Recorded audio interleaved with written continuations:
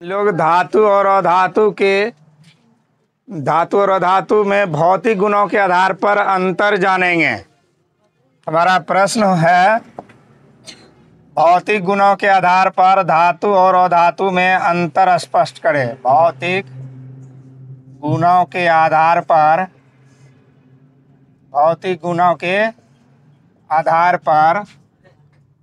धातु एवं अधातु में अंतर,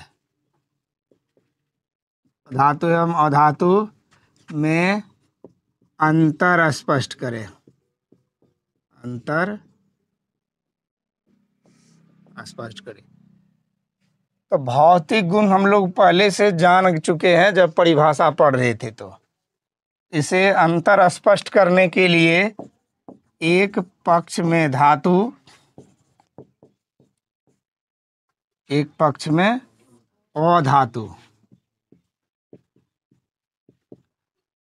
तो रखकर दोनों के गुणों से कंपैरिजन करेंगे, तुलना करेंगे। तो धातुएं के विषय में जानते हैं हम लोग, धातुएं कठोर होते हैं। धातुएं कठोर होते हैं। क्या सभी धातुएं कठोर होते हैं? तो कौन सा नहीं होता है?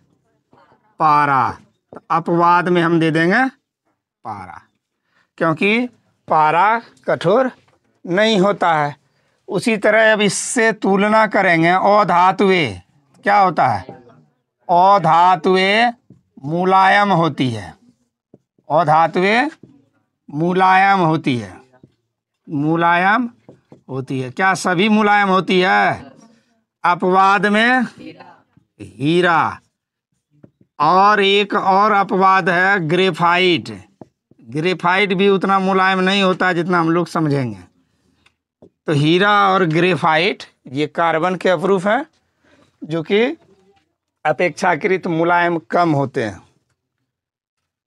कठोर ज़्यादा होता है। दूसरा भौतिक गुण, तो धातु के बारे में और एक जानते हैं। धातुओं में चमक पाई जाती है। धातुओं में विशेष चमक पाई जाती है। चमक पाई जाती है।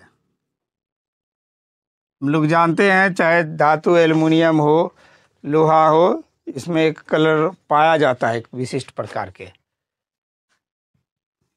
लेकिन अधातुओं में चमक, हाँ बता देते हैं। अधातुओं में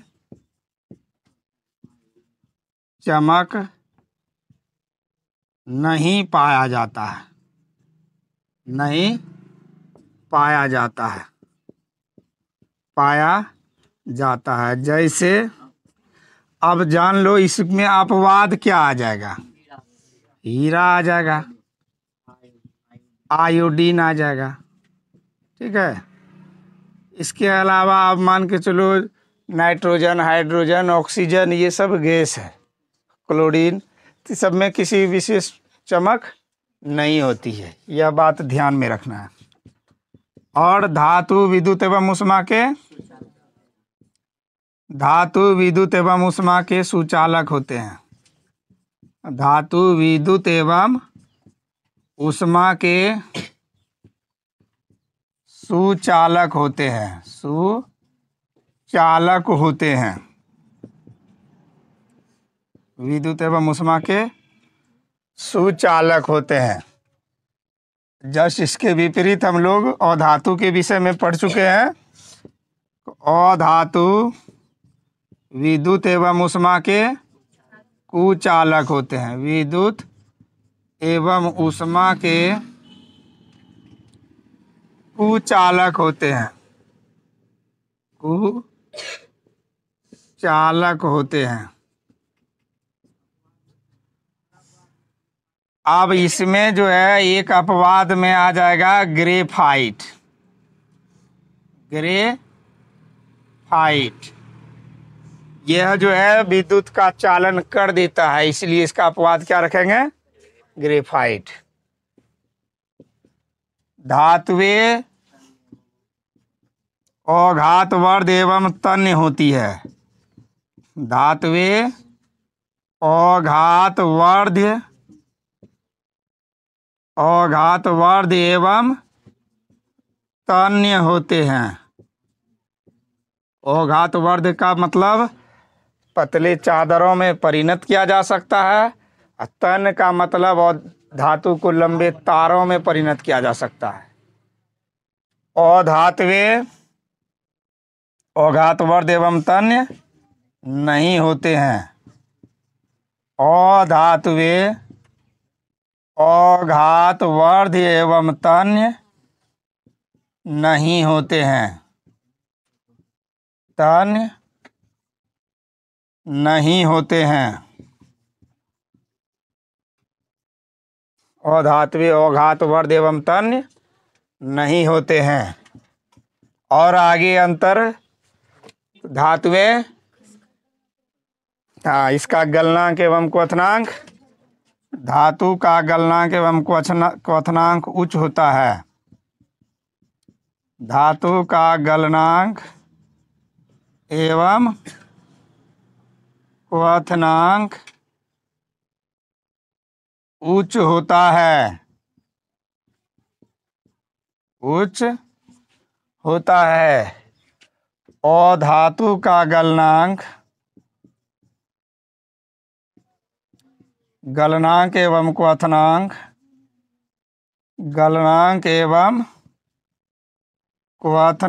निम्न होते हैं। गलनांक एवं क्वथनांक निम्न होते हैं। और हम लोग इसके भौतिक गुणों से अवगत हैं। धातु को अन्य धातु से टकराने पर खन या झन की आवाज होती है। यानी धातु में ध्वनिक गुण पाया जाता है। ध्वनिक मतलब ध्वनि उत्पन्न करने वाला, वही खन या झन की आवाज को क्या कहते हैं? ध्वनि उत्पन्न करना। धातु में ध्वनिक गुण पाए जाते हैं। ध्वनिक गुण पाए जाते हैं, यानी ये ध्वनि उत्पन्न करता है धातु में।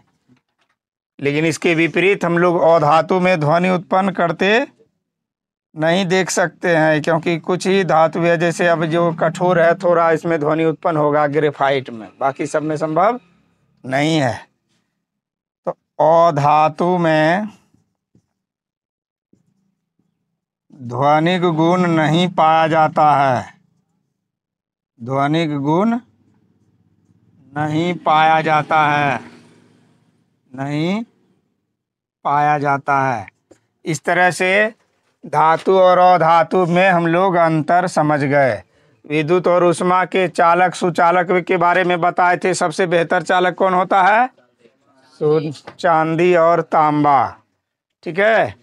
और याद रखना है, धातु में जल द्रव अवस्था में कौन पाया जाता है? पारा। लेकिन अधातु में द्रव अवस्था में पाया जाता है ब्रोमीन। कौन सी अधातु द्रव अवस्था में पाया जाता है? ब्रोमीन। याद रहेगा। हम लोग रासायनिक गुणों के आधार पर धातु और अधातु में अंतर सीखेंगे क्या होता है।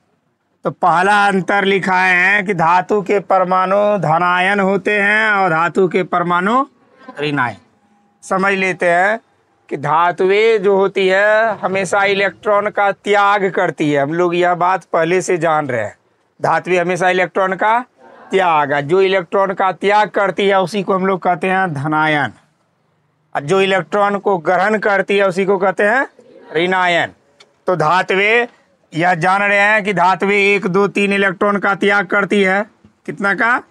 1, 2 और 3 का। यहाँ 1+ का चिन्ह का मतलब है कि सोडियम 1 इलेक्ट्रॉन का त्याग कर रही है।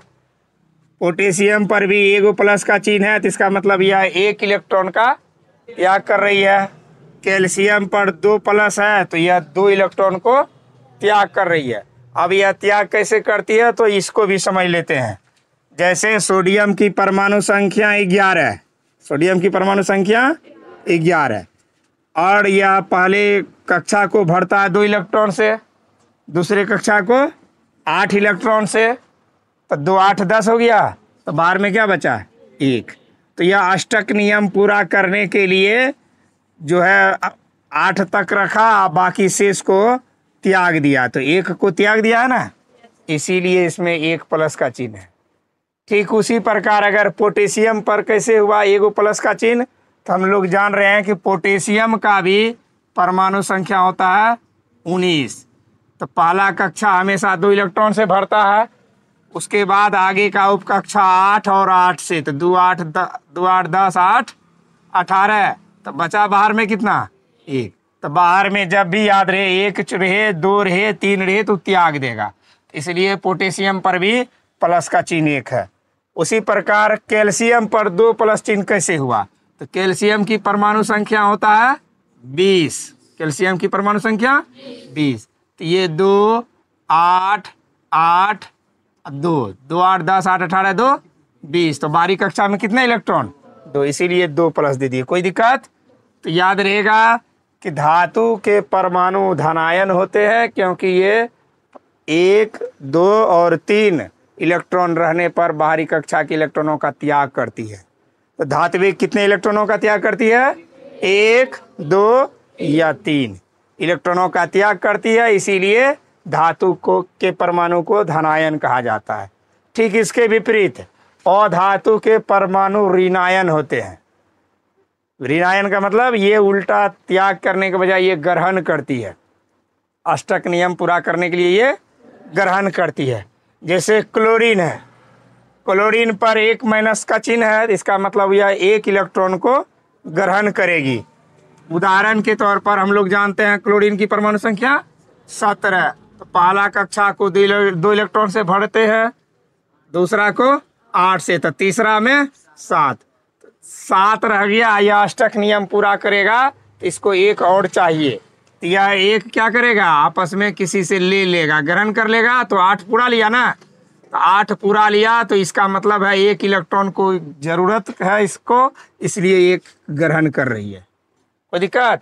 तो ग्रहण किस स्थिति में करती है? तो जब किसी भी धातु या अधातु के बाह्यतम कक्षा में, याद रखना है 4 5 6 7 4 5 6 7 की उपस्थिति में यह ग्रहण करने की क्षमता रखता है। 4 में तो बराबरी का साझेदारी हो जाता है, लेकिन 5 6 7 में यह ग्रहण कर लेता है।